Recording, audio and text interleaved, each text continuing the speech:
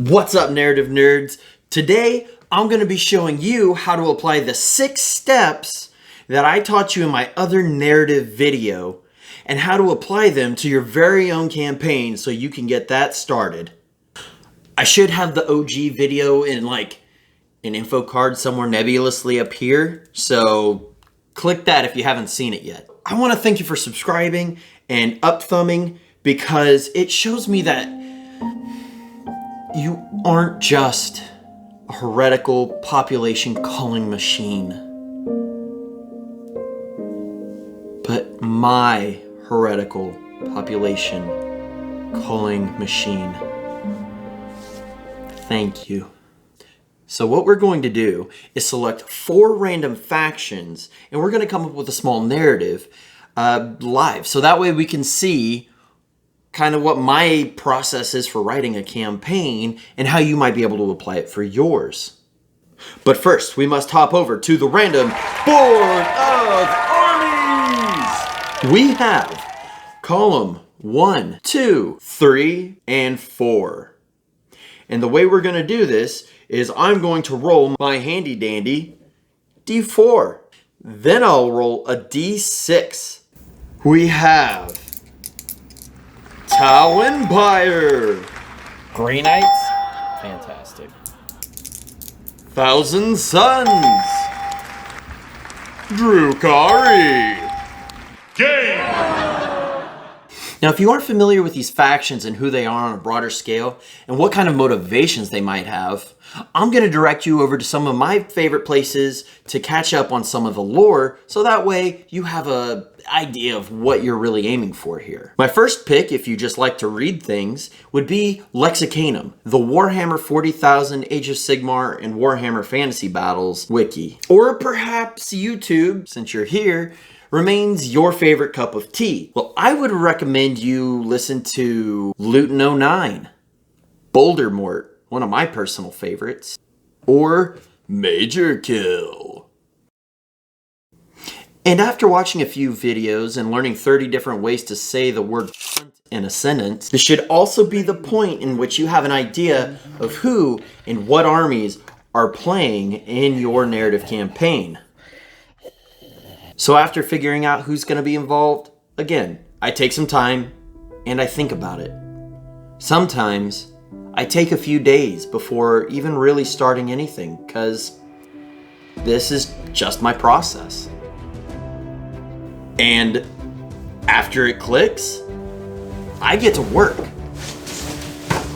Now, my first thought on this is to give myself some parameters. This way I'm not trying to over-perfect what I'm writing. And what I do write leaves some breathing room for the players to insert themselves into the narrative. After that, I try and maybe get a little bit of information from all the players about their faction and armies, their motivations. I try and give everybody about a paragraph and a half of information of their own faction spotlight in the narrative. So my favorite kind of question when it comes to lore, designing things, or being creative in any capacity is, what if? And then I let the lore, the hard canon, dictate what the possibilities are that this campaign's going to be set in. For example, you could use Psychers to turn someone into alphabet soup, but that's not very Warhammer, is it? Not very grimdark, not very interesting, and a little too silly. Something that your players might not end up liking. There, we have a few ways, and now we can truly, for really, absolutely get started this time.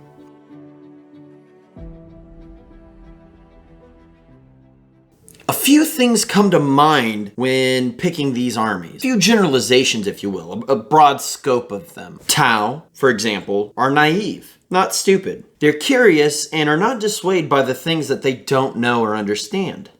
Drukhari are as savage as they are elegant. They are always looking for an upper hand when it comes to their dominion and camaraderie. Slaves are just a plus. Thousand Suns are always looking for the next mysterious bit of lore and arcane sorcery. They're also looking for any means to return themselves to their natural state of being. And Grey Knights are a fantastic opposite to the Thousand Sons, as they are steadfast, secret, and have a strong dislike for demon and demon kin. So, the first question we want to ask ourselves is, where are they fighting? Or better, what kind of setting do we find them in? I'm sitting here and I'm thinking about all the worlds that I see in sci-fi settings. Ice planets, lava, moon, barren, jungle. I just pick one that seems interesting to me, or I do what I did with the factions earlier, and I just roll a die on a little chart, writing these down, and I pick from there. After picking one, we're gonna want to do something that makes it interesting, a little spicy. Also, does it have civilians? What's their life like? Are they working or toiling in poverty on a planet where the upper crust are the only ones who live in any kind of luxury? Or is this a utopian world where war has reared its ugly head and is causing all sorts of chaos and panic amongst the population? For some reason, an ice planet is really calling to me. I don't know why, it just sounds interesting. So I sit there and I think, what does a planet like this look like if it's inhabited? If it's inhabited at all?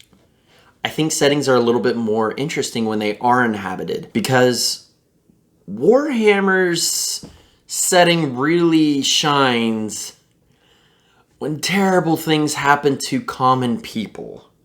It sounds awful, but it's kind of true. Failure! Now that we have this nebulous concept of a planet or a setting, we can start to inject our factions into the setting a little bit. We should ask ourselves, though, what's here to be gained? What are these people going to gain that's worth committing people to a brand new front? We have to make this something worth fighting for. Girl, worth fighting for. So, it's an ice planet. To me, I'd imagine it being a pretty sparse environment with civilians.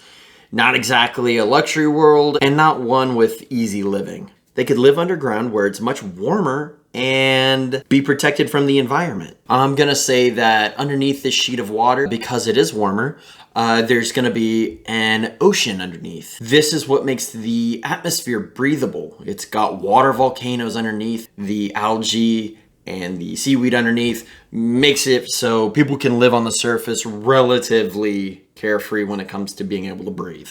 I know more goes into it than that. So what's here that makes someone want to live their life on this shitty planet that's constantly frozen? Perhaps some promethium, or maybe they refine it here. Or is this a planet where they harvest large sheets of ice for Imperial navies when they're coming by, and this is how they replenish their stocks? I was thinking about it. I think I like that one the most because it shows that in the cold darkness of space, even the essentials, such as water, are absolutely necessary.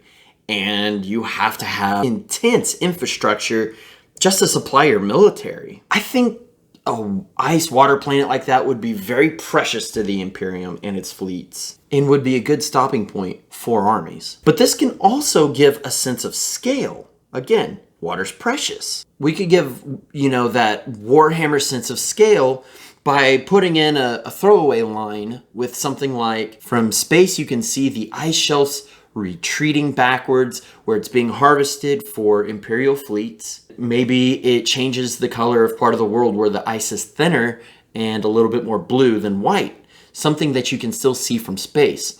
And that, again, gives it, I don't know the real technical term, but texture to what you're writing. It gives you an imagination of this planet. It makes it more real and concrete. So now we need a hook. What's bringing all these factions together? What's making these elite guys fight? Boom! All of a sudden, with the Imperial citizens mining deep into the tundra, they come across an ancient ruined beacon of some sort, some ancient technology. Maybe it's a ruined city or an artifact of some sort, and they just discovered it. Doesn't seem like anything that they're familiar with. Ooh, spoopy. What does this artifact do? That's a good question. Here's the thing. You don't have to answer that right now. It might be easier for your writing if you did, but it could also wait until later. But let's answer it right now. So, what does this artifact do? Why does anyone care? That leads me to think, like, what if it was built by some long-gone ancient civilization? Another thing Warhammer's really known for, by having these stories that will never be told, but fragments of them are left behind. Always the intrigue of 40k. Is it a beacon? Perhaps it's some sort of esoteric weapon. And because it's this kind of magical weapon, you know, I could really see the Drukhari wanting to come in and claim this thing. It's valuable. It's got something that can help them gain ground in Kamara, or Kamora, if you say it wrong. And any grounds gained in Kamara are good gains. And if that's the case, maybe it's sorcery or sorcerer's properties or something that Tzeentch is looking after. Another artifact to add to his endless labyrinth. So, you know, he tips the Thousand Suns off and he tells them, hey, here's a secret thing. Go get it for me. But of course, the Grey Knights can't really have that, can they? They'd have to stop this. First off, those are demons, and demon can. That doesn't really bode well for them. And also, this weapon could possibly be used against the Imperium. So, it's probably better if it's in the Imperium's hands. So they think. Hopefully you can kind of see where this is all starting to fall into place, right? You just need a thread. So, you have this first part, and now you have this part. Now that the Thousand Suns are involved, and the Grey Knights can't just stand by and let this happen. Of course, with the Drukhari raids happening, the government of this planet has sent out a distress beacon. That's a lot happening to a very small planet. That's very important, even with such a small population. If you know how to decode this transmission, this emergency beacon that's being sent out, perhaps you might be interested in going there. Perhaps you might understand that there's some kind of ancient weaponry and you would be very interested in having something like that now, wouldn't you? Just because it's new, or in this case old, doesn't mean it's scary. And so you have the Tau Empire coming to the rescue of this planet. Mostly for themselves and the greatest of goods when it comes to this weaponry, but hey, it's another planet that they can bring into the fold and maybe even use themselves when it comes to resources and ancient artifacts. Now, this is the part where you start to include your players and little snippets of their lore and their faction. I would definitely go ahead and maybe get a name or two from the commanders, so that way you have something more tangible to work with and you don't end up making up something that they're not interested in. Make it personal. That's the point of playing narrative. And if you want to keep evolving the narrative, me and my friends always ask before a game, why are our armies meeting up where they are?